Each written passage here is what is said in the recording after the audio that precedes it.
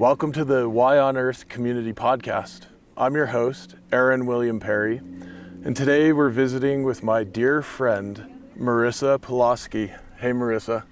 Hi, Aaron. Lovely to be with you. It's so nice to be with you, too. And we're here in the Elk Run Farm garden at Drylands Agroecology Research Headquarters.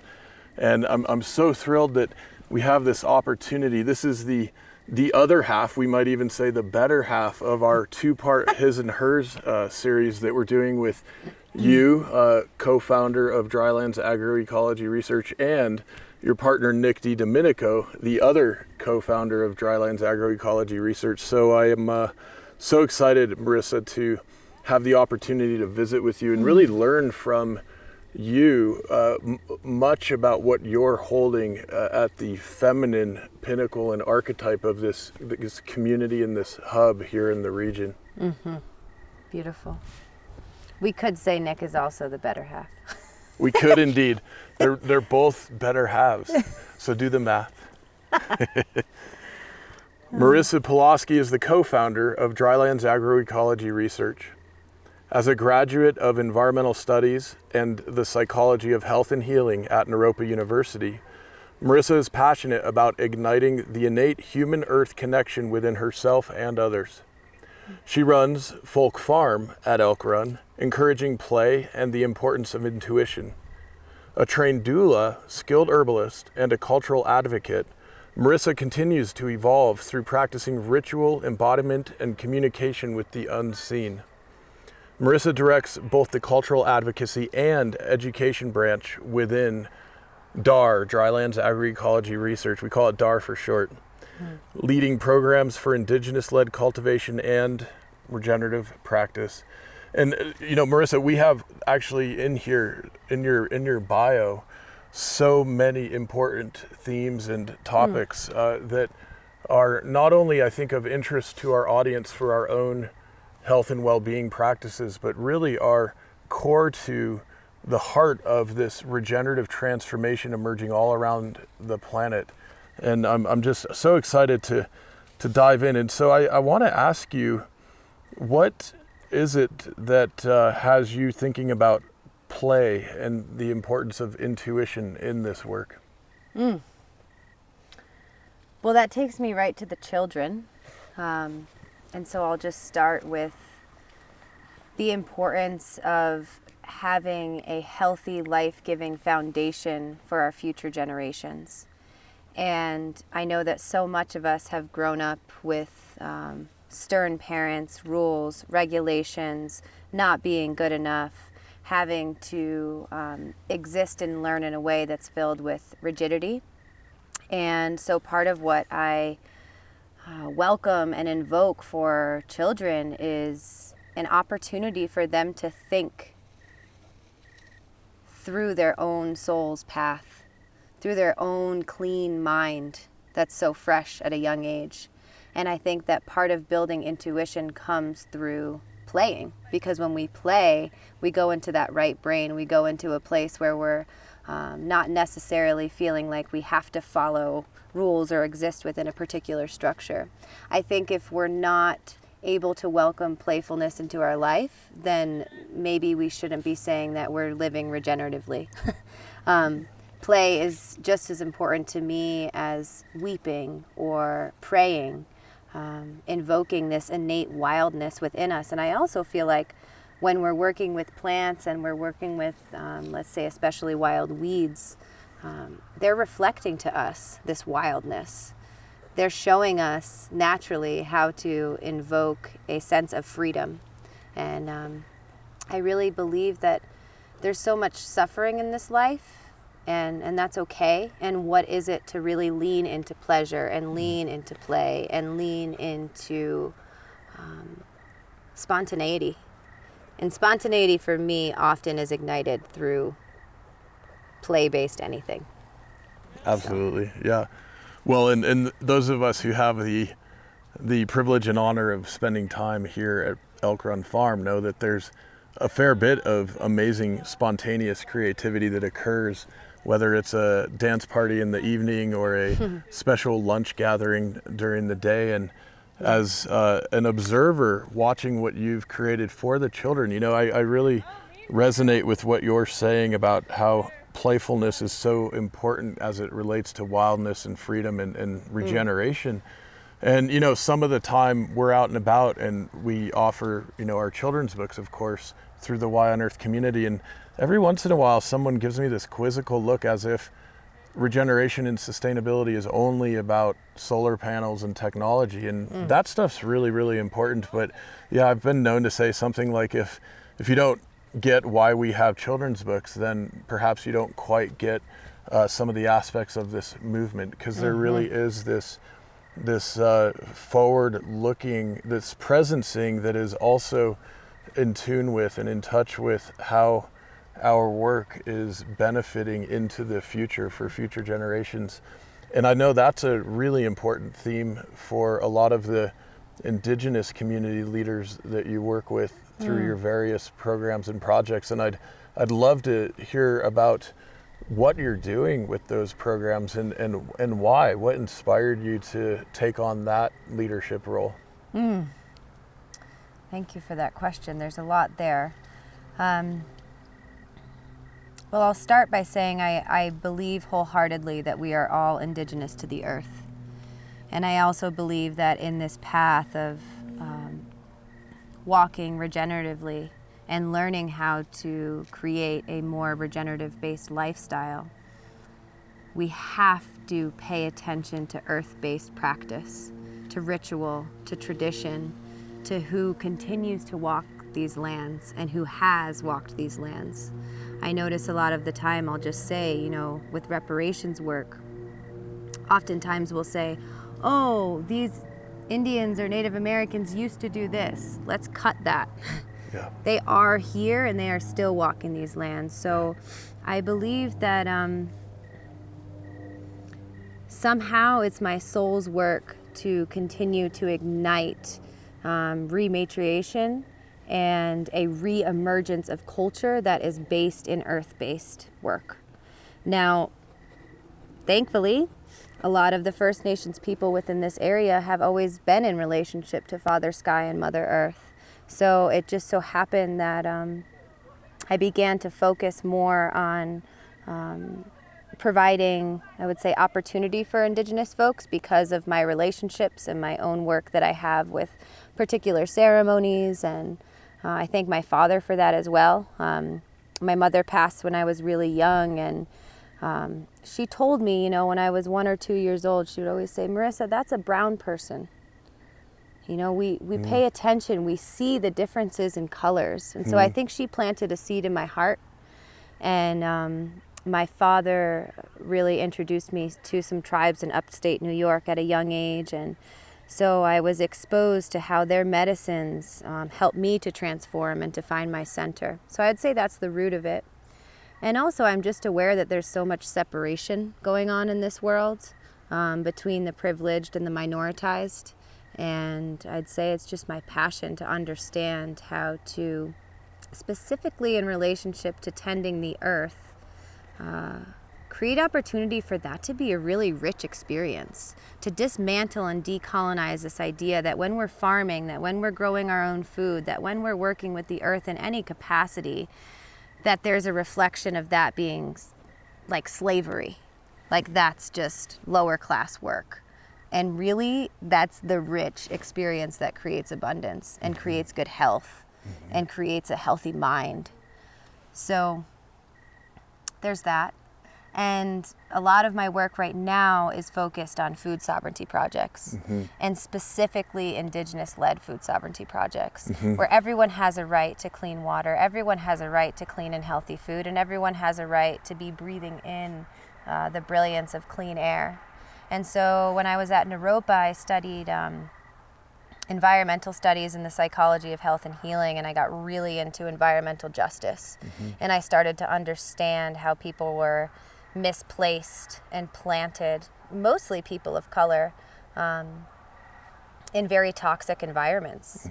And I love growing food, and I love being in community, and that relationship that I have with a dear sister, Yoloteo, who's taught me so much.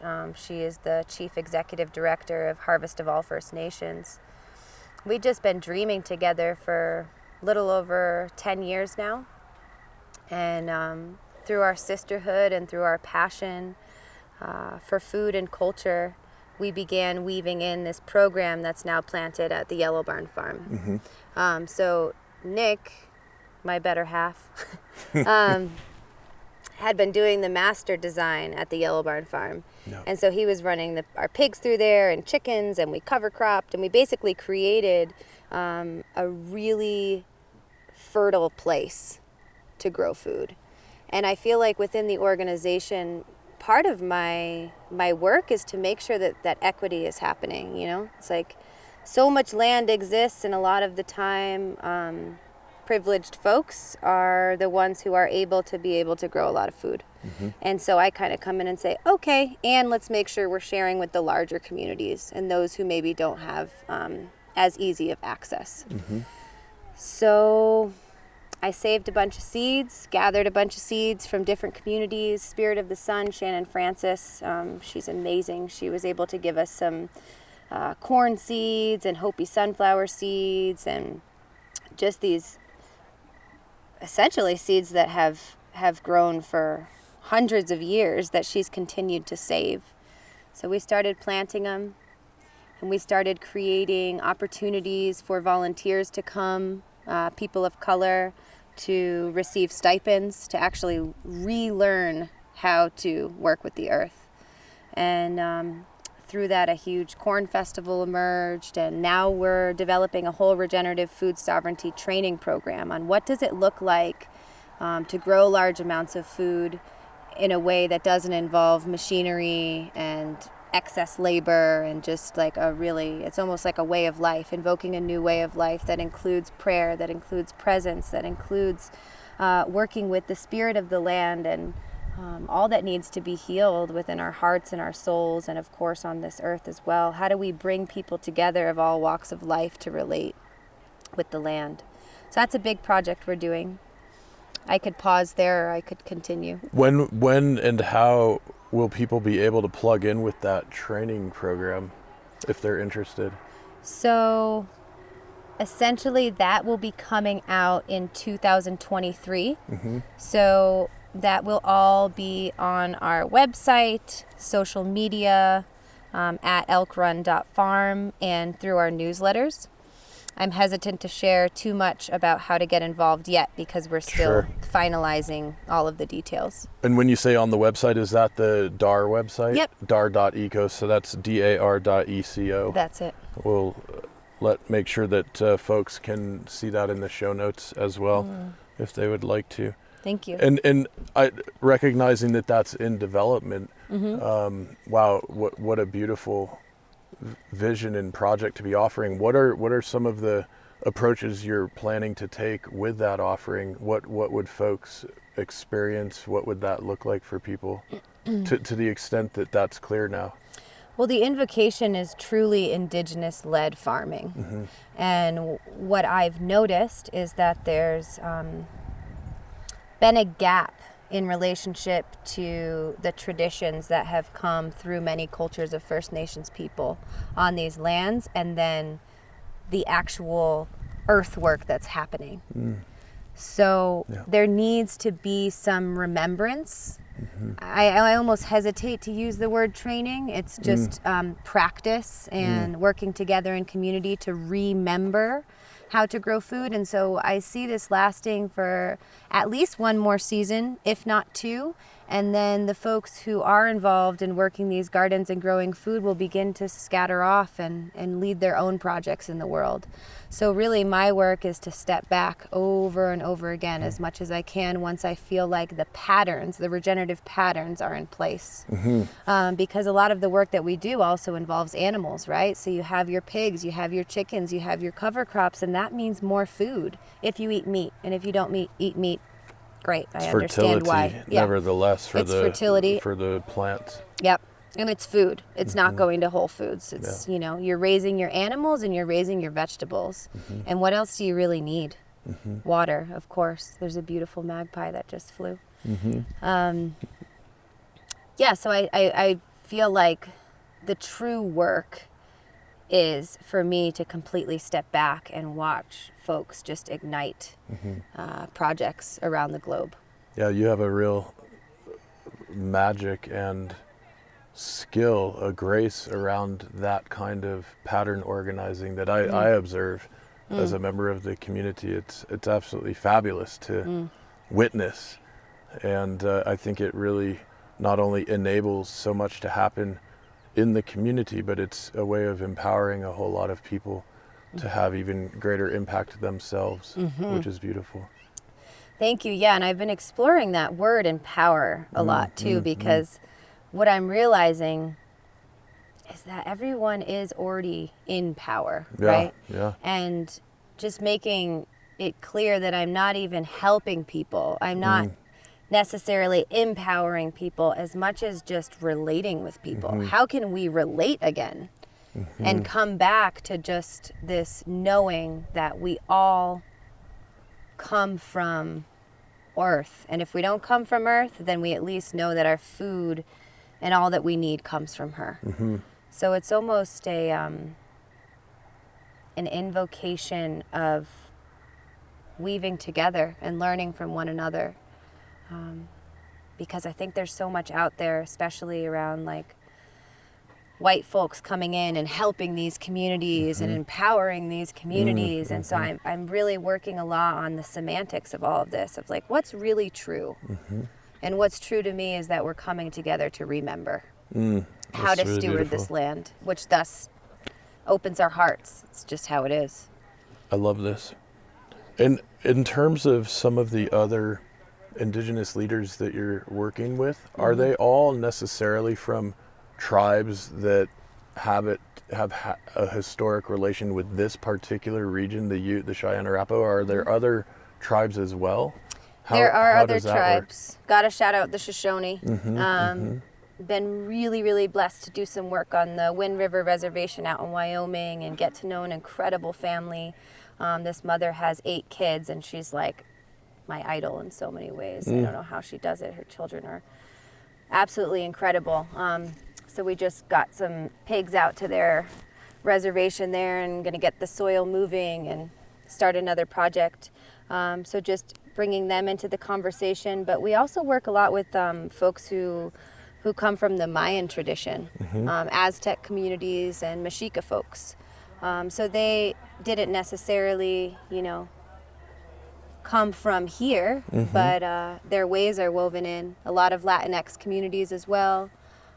So really it's just people of color and just overall minoritized folks, folks who just maybe have been oppressed based on how our system works. Through the postpartum care project, we're in collaboration with Harvest of All First Nations and the community Roots Midwife Collective. All you mamas out there, please give them a look. They're incredible. So through our work with them, this year we were able to, thanks to grant funding, bring out some folks from Mexico, some abuelas. So that's been really beautiful. Just carriers of tradition, I would say. So no, not all of them are Arapahoe or Cheyenne or Shoshoni or Ute. It goes beyond. And I think that's the real work too. That was the Corn Festival. That's the Harvest of All First Nations is, wow, there's so much separation between all these tribal peoples. And power to the people, right? I mean, that's another thing that's so deeply inside of me right now is I feel like we've been forced to separate. And so how do we just weave in coming back together no matter where we are or where we're from? So power to the people, just want to say that. Absolutely, yeah. And one of the things that I love learning about is how so many of these tribes interacted through space and time, and that, something like cacao was actually traded as a currency of sorts all the way up from Central America into these parts. Yes. And there was all kinds of exchange and knowledge and story, and even my friends and relatives in the Mohawk and Iroquois regions of that central and upstate New York area who been on the podcast. I'll mention in the show notes, we had a couple of wonderful episodes, including one with my friends Tiffany Fallon and Gwenny Osta, talking about some of their traditions and especially their work as women in a matrilineal and matrifocal culture that is still very strong and very much intact. And there's so much even knowledge around different medicines from different parts of Turtle Island and the trading that occurred in sacred ceremony and annual gatherings at times where folks from the mountain regions would be able to trade for things coming from other growing zones and climates where different species of herbs and medicines were available. And I don't know if it'd be helpful. I'd love to connect them into what you're doing, because it would be, I think, just an amazing opportunity to continue expanding the sphere of both the knowledge and input coming from these amazing women in particular, and also the learning and sharing and trading that can go on physically and metaphorically, literally and figuratively, so to speak, right?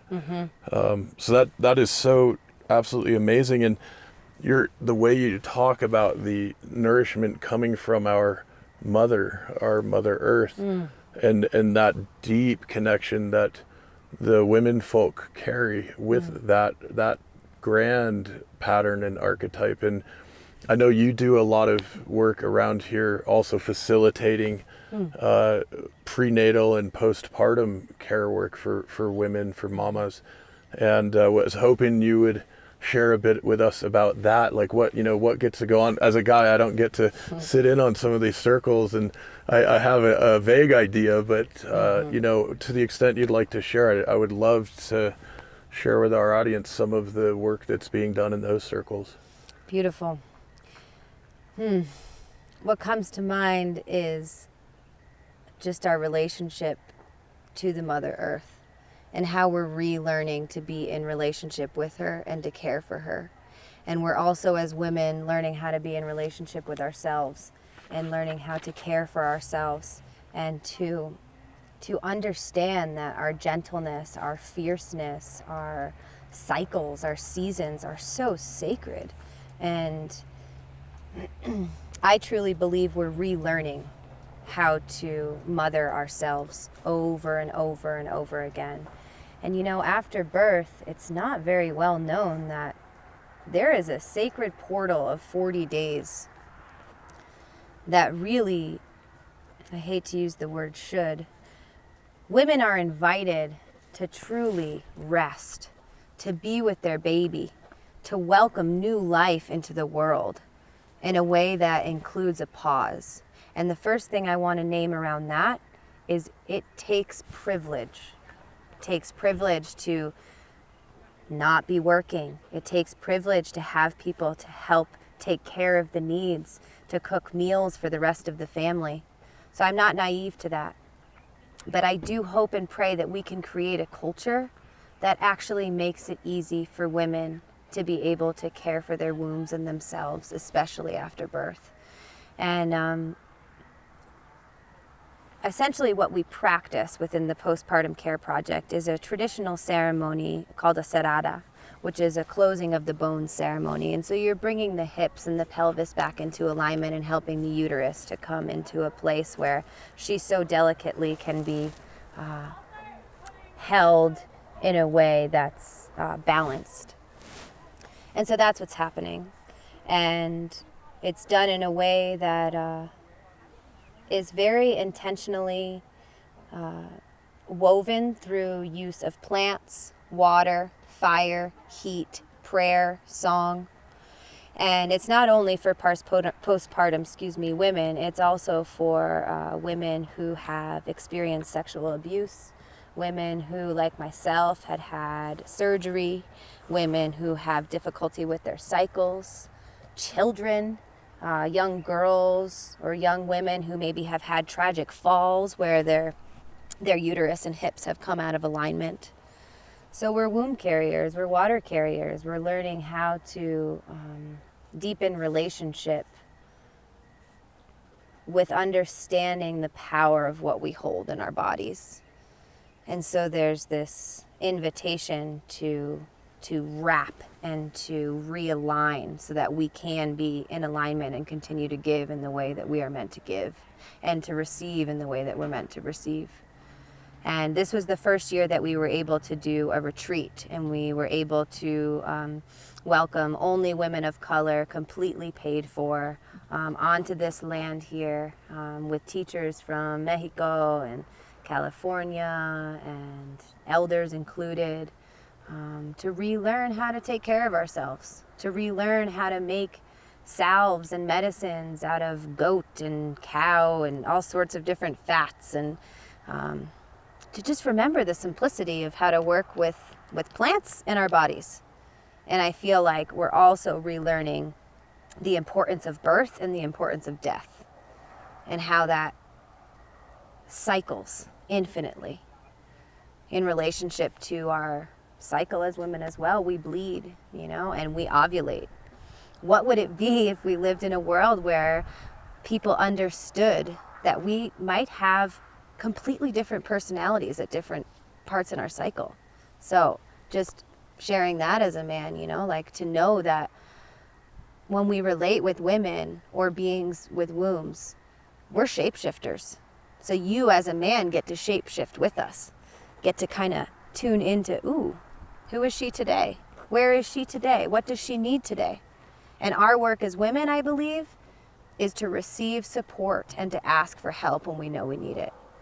And ultimately, this gift that we have of relearning how to be our own mother. I really believe that's our work, to learn how to mother ourselves so fully so we can then mother the rest of the world. That's so beautiful.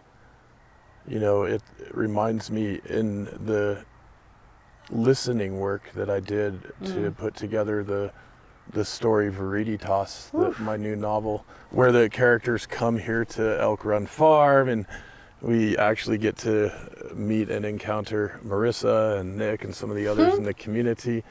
There was a point where I was actually learning and diving a bit into the menstruating woman's hormonal cycles within one lunar period approximately, and my friend Marie Mullins actually shared with me some really useful info, and we ended up creating a graphic that's in the book that shows the 4 major hormonal groups that cycle up and down through the course of that 28 days plus or minus in a woman's body.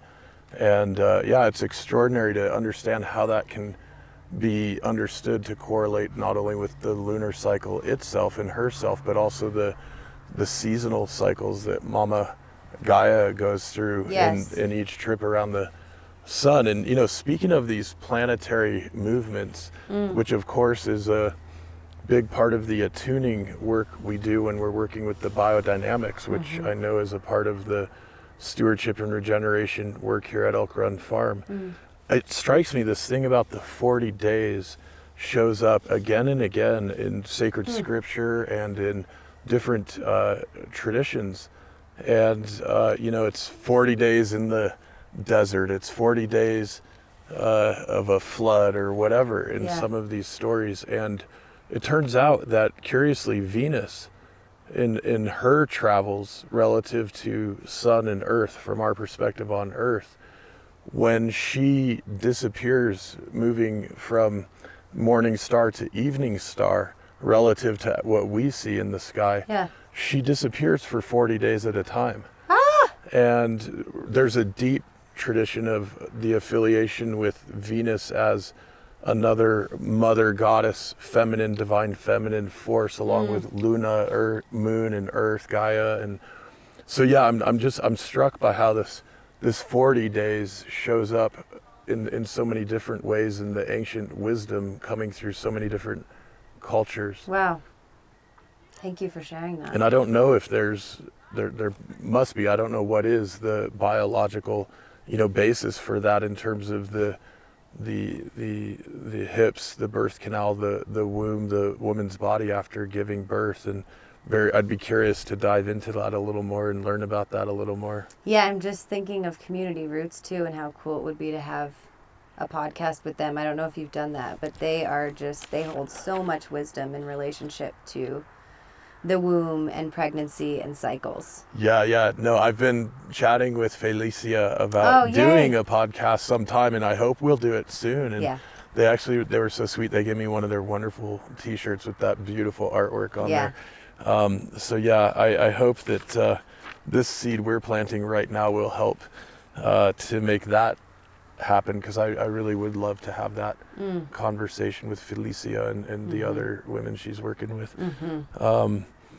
This is so much, and I'm really also struck by something you spoke to earlier. This idea of, for so many of us in modern culture, the ability to pause for 40 days after birth, or the ability to grow so much food, really is primarily, it seems, made possible by privilege and the financial abundance that not every family, frankly, has the experience of at this moment or access to. But what strikes me is looking at our indigenous life ways, looking at our ancient ways, looking at our native ways of doing culture together.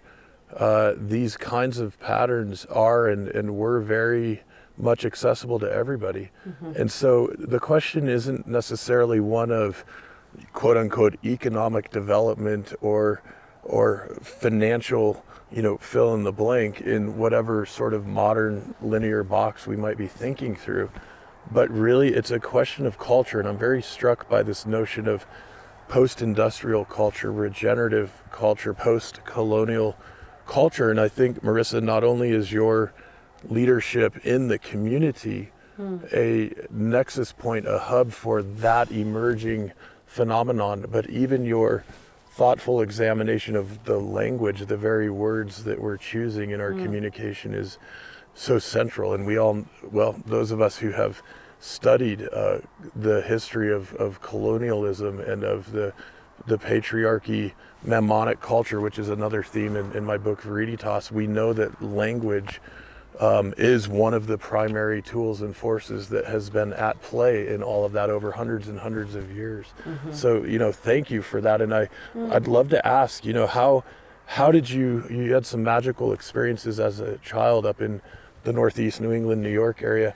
How did you first start to understand the role language plays in all of this, and how has that unfolded for you in time?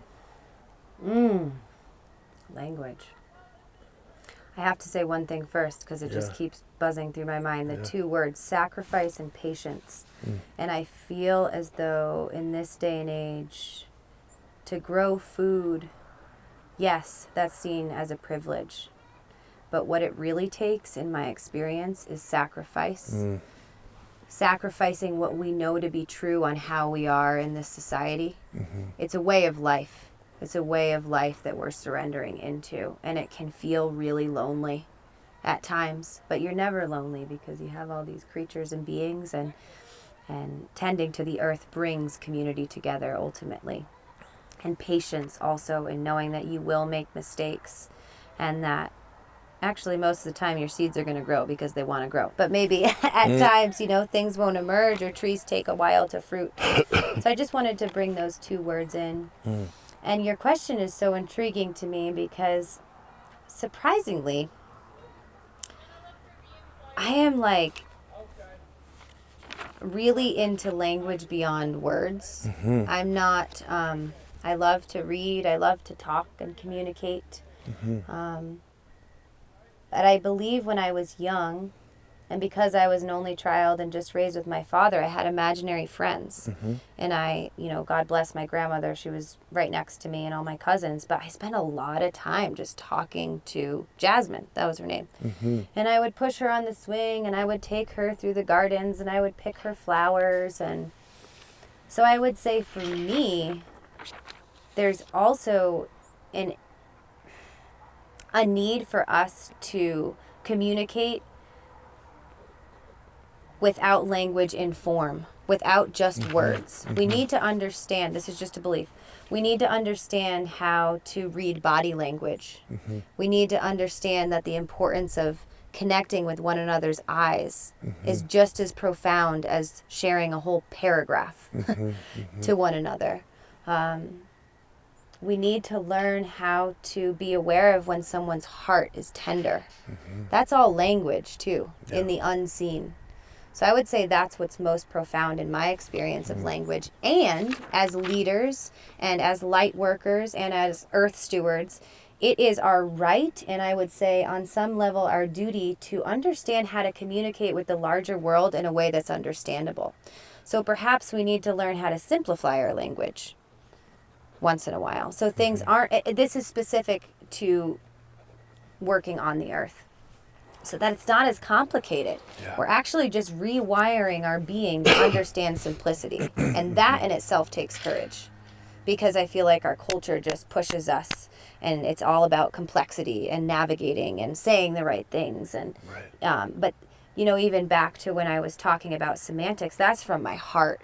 That's because I want to be really mindful of generational trauma and what can create triggers.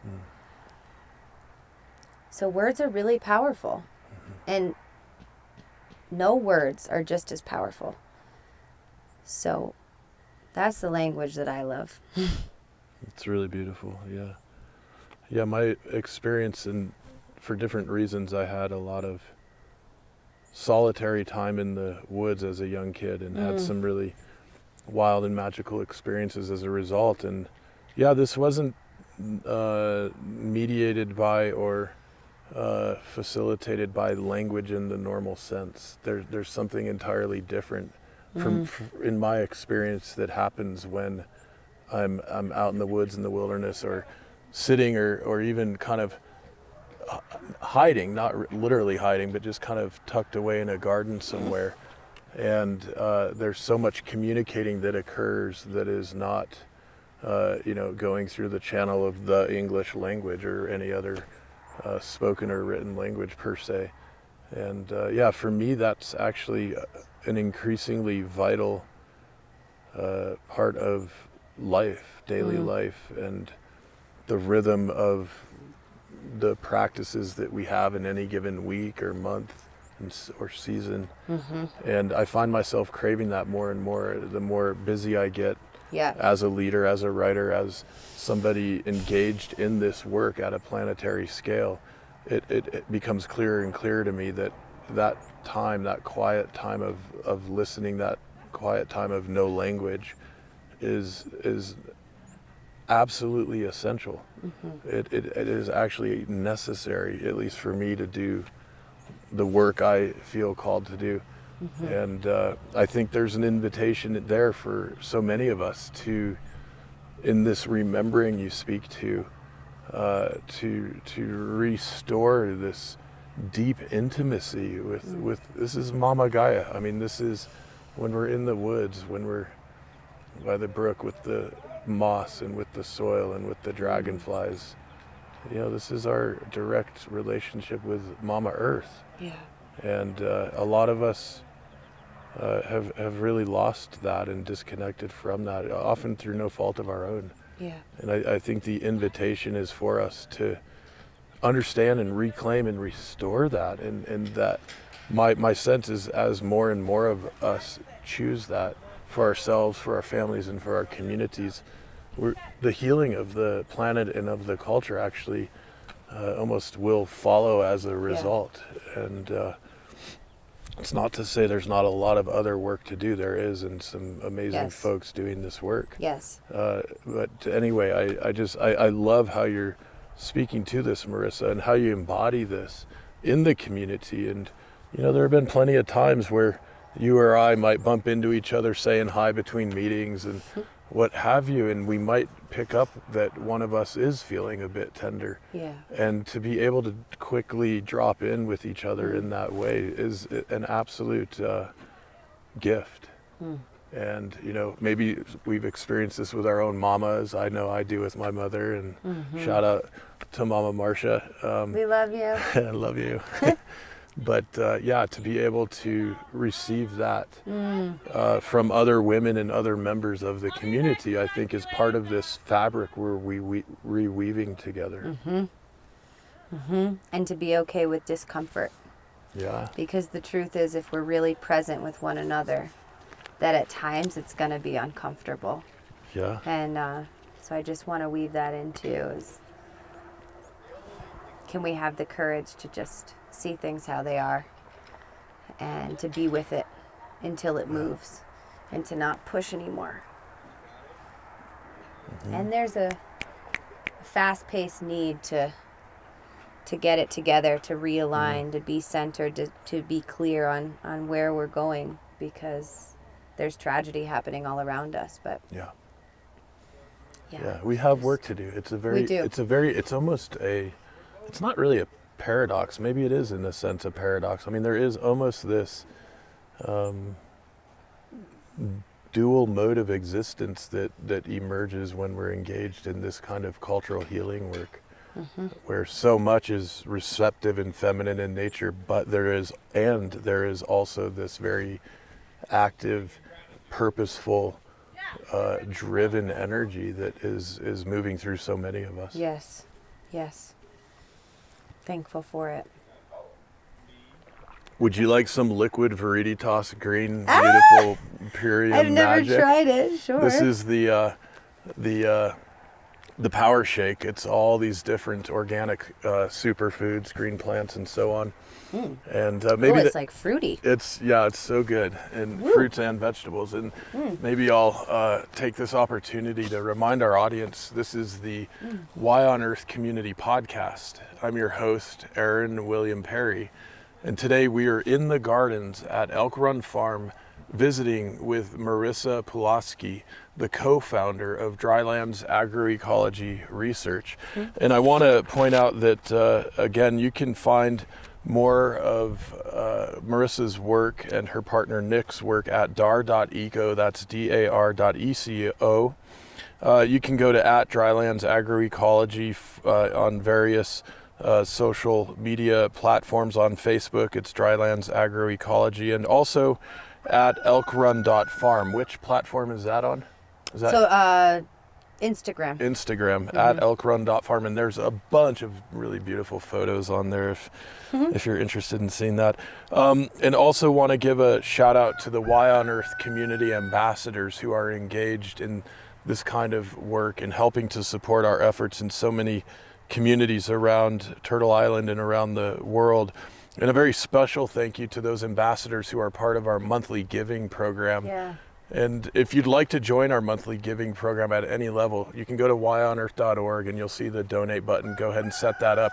If you'd like to give at certain levels, $33, $55, $77 per month, we'll also send you 1, 3, or 5 jars of Waylay Waters hemp-infused aromatherapy soaking salts each month as a thank you. And I know we've got a lot of Waylay Waters fans around here. And yeah, also a huge shout out to Purium and the work they're doing with making available these amazing organic superfoods to all kinds of folks on the go, and their work in the Million Moms movement, helping to empower all kinds of mothers and parents, especially from lower income and less fortunate circumstances, to not only help achieve greater health and well-being, but also greater financial freedom. And if you'd like to check out any of the Purium products, you'll get a $50 discount on your first order. This is a 60-day money-back guarantee, so there's really no risk. You can go to whyonearth.org/Purium to get that discount. And also 20% of whatever you end up buying at any point in time actually comes back to support the Why on Earth community's work. And have to also give a quick mention to, yes, my new book, Veriditas, The Great Healing is Within Our Power, which in a context of a story, a really fun, exciting story, is exploring a lot of the kinds of topics and themes Marissa and I are talking about today. And this is available in both print and ebook at veriditasbook.com. That's VIRIDITAS book.com. And as I mentioned, yes, the characters actually come here to Elk Run Farm and some other very special sacred farms and sites and wilderness locations around Colorado and the Rocky Mountain West in the course of the story. So I think you all might enjoy some of that. And I want to say that, you know, Marissa, it's so much fun having this opportunity to not only be and visit with you right now today in the garden, but to have this opportunity to live and collaborate and participate with you in this broader community context. And I am just profoundly grateful and feel so much joy that this is all very, very real. And I remember when my dear friend Maura, one of our editors, read a chapter from the book Veriditas that was about sustainable settings, another one of our beautiful family friend farms in Colorado. She called me and she said, "Is this place real? Can I visit?" And just like Elk Run Farm here is very real, and people can visit, and maybe we'll mention good ways for folks to plug in. But I think moreover, this is an invitation. Come and experience these kinds of places and these kinds of magical, wonderful people for yourself. I think it'll help us all continue to orient ourselves around what's truly possible and what we're really capable of in these times that we're sharing together. You're more than welcome here. I'm going to hand you your Korean. Thank you. I'll drink the whole thing. Yeah, well, you're welcome to have more. We've implemented this new boundary for Sundays. So that's pretty much the only day that our gate is not open. We have plenty of events. We have all sorts of events here. We love to shake our hips and drink some cider and listen to live music. We host permaculture design courses. We host herbal medicine classes, yoga classes, sound journeys, fermentation classes. I mean, it just goes on and on. So you can find all of that on our website, dar.eco. I believe it's /events. If not, it's pretty easy to find. We have volunteer days every Friday. I believe that the volunteer days will end November 15th, but they'll start back up again in mid-March. So mid-March through mid-November, 9 to 12 every Friday. We always serve you lunch, and that's everything harvested and cooked from the farm. That's something lovely to know about this place too, is we order our basics: olive oil, sometimes balsamic vinegar, coconut oil, tahini, coffee, sugar, green tea and black tea for kombucha, rice, and sometimes quinoa.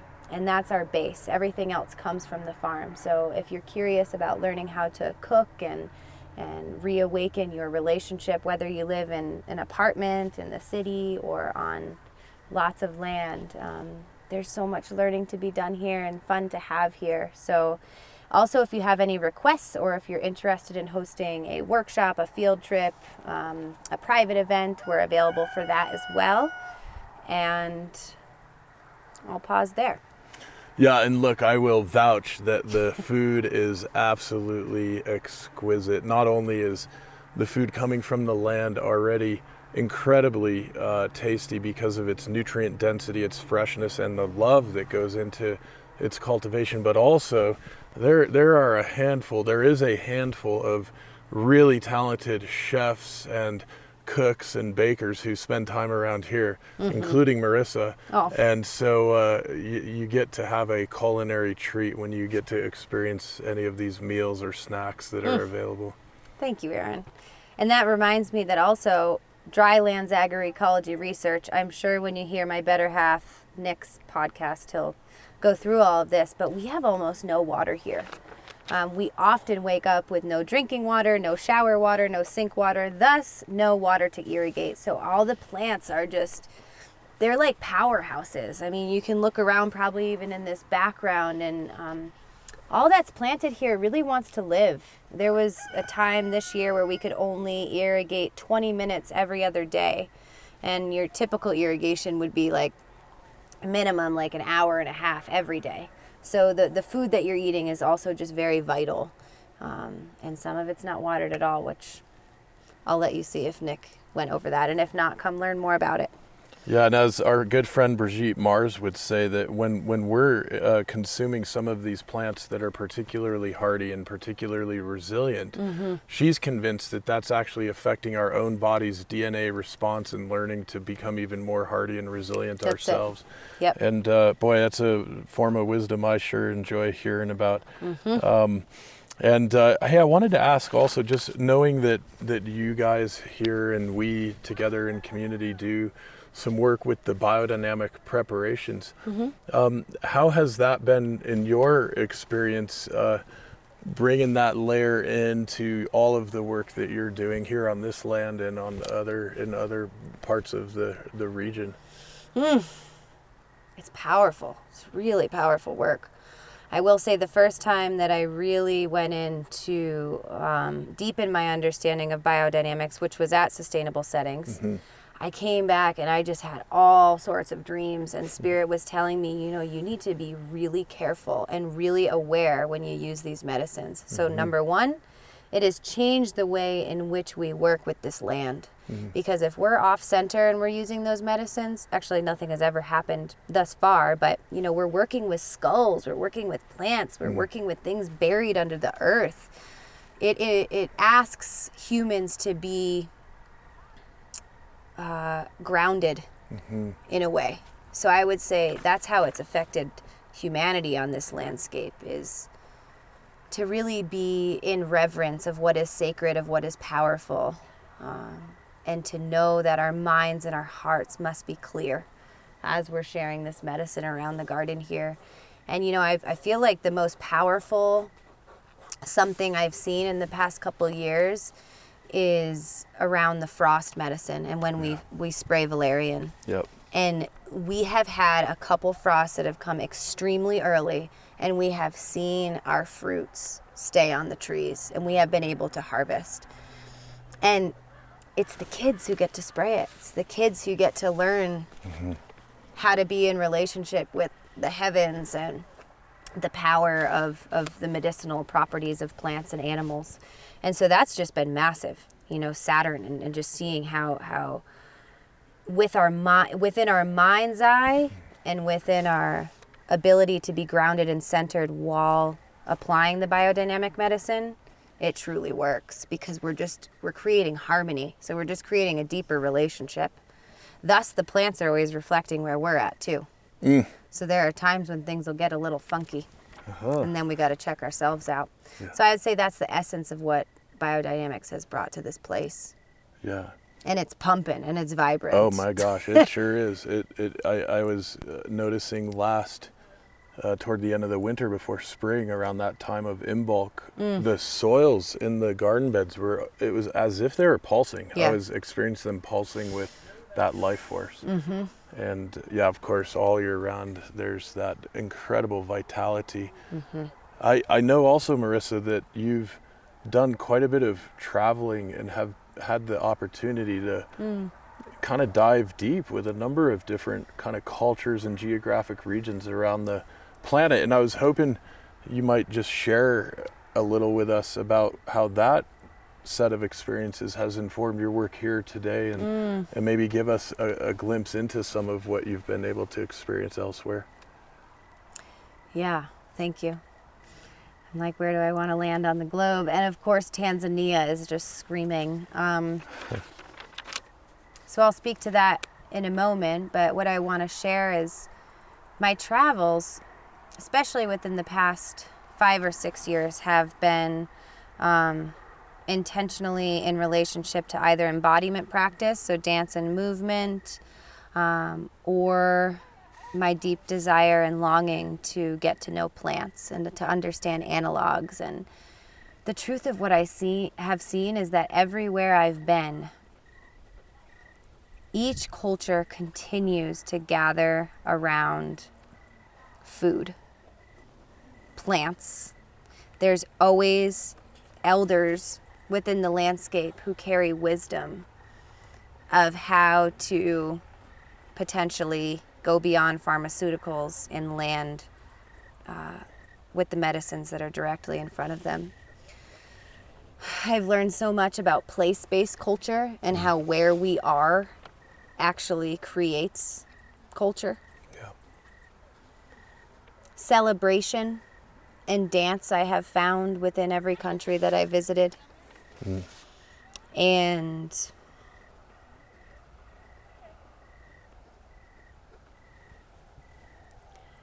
what I've learned is that I don't have to memorize it all anymore. And that there are teachers wherever you go. And that there's always an analog wherever you travel. An analog meaning there's always a similar plant or a similar medicine that you can find in another location. But upon arriving on each portion of the earth, it's so important, in my opinion, to understand the history of the place and to understand what's readily available, to get to know the wild weeds and to get to know the basics of what people are using within the culinary works. And so I just apply that here now too. And I try to grow what's native. I try to grow what's perennial, what's going to come back around. And when I'm using plants that are coming from different places, I am only using them if I've met them in their hometown. Like our Jamaica or hibiscus. We brew a lot of kombucha. And I love using hibiscus in our kombuchas. And I use that because I was able to get it in Tanzania and bring it all the way back. So that's another something I've learned, is that we ship sacred medicines and plants all around the globe, often. And there's something to knowing how your plant grows that really creates a path for good health. I think of beans. Yeah. You know, like if you grew beans and you harvested beans, you probably wouldn't put 4 huge scoops of beans on your plate. It's like knowing how people care for things. It's one thing I've really learned. The reality of so many sacred and medicinal plants being shipped all around the world is something our podcast guest Anne Armbrecht explored in her book, The Business of Botanicals. Beautiful. And that's another resource if folks are interested in learning more about that. Yeah, absolutely. Well, Marissa, it is such a joy and pleasure to have the opportunity to sit here, visit with you in the garden, and record this episode together. And before we sign off and go into our behind the scenes segment that's available to our ambassadors, you do need a password to access those resources. And if you'd like, by becoming an ambassador, you'll get access. But before we sign off our podcast episode, I would just invite you, if there's anything else you'd like to say to our audience, the Why on Earth community, please. Well, thank you, Aaron. Thank you for the work that you do and the way that you are and how you share with our community. Thank you for listening. Thank you for being present. Thank you for your patience and your kindness and your curiosity. And what I want to share is that your dreams are possible and that prayer is profound and that having faith and allowing your actions to be for the greater good will guide you in this life forever. Thank the sun, thank the moon, the water, the fire, the air, the earth. Remember that, and I'll remember that too. And we can recreate a culture of peace and truth that's rooted in the practice of gratitude. So it's been my pleasure to talk with you, and I look forward to maybe meeting some of you in person. Thank you. Beautiful. Thank you, Marissa. My pleasure. Thank you. Bye, everybody. Bye. The Why on Earth Community Stewardship and Sustainability podcast series is hosted by Aaron William Perry, author, thought leader, and executive consultant. The podcast and video recordings are made possible by the generous support of people like you. To sign up as a daily, weekly, or monthly supporter, please visit whyonearth.org/support. Support packages start at just $1 per month. The podcast series is also sponsored by several corporate and organization sponsors. You can get discounts on their products and services using the code WHYONEARTH, all one word with a Y. These sponsors are listed on the whyonearth.org/support page. If you found this particular podcast episode especially insightful, informative, or inspiring, please pass it on and share it with a friend whom you think will also enjoy it. Thank you for tuning in. Thank you for your support. And Thank you for being a part of the Y on Earth community.